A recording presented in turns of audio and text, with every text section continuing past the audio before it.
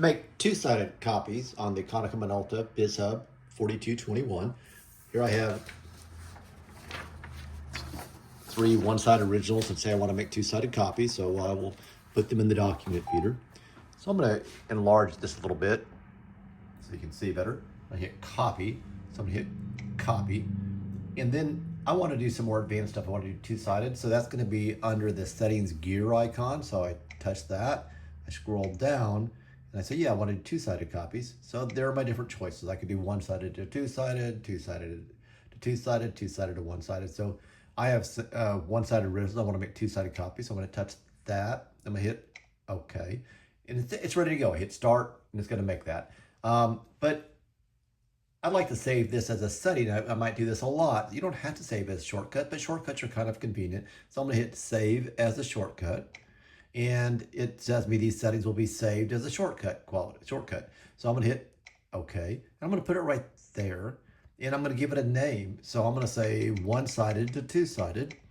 So I'm going to come over here and hit the number. And I hit 1.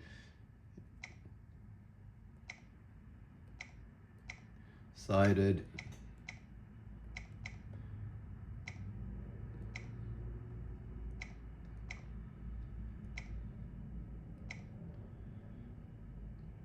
Two-sided. And I'm not very fast at this, so I apologize.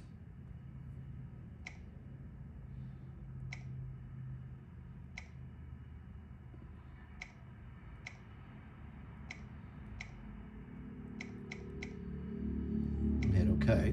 So now that's saved there. So in the future, if I come up to the machine and I need to make those two-sided copies from these one-sided originals, it's saved as a shortcut. So I can just walk over here and hit shortcut.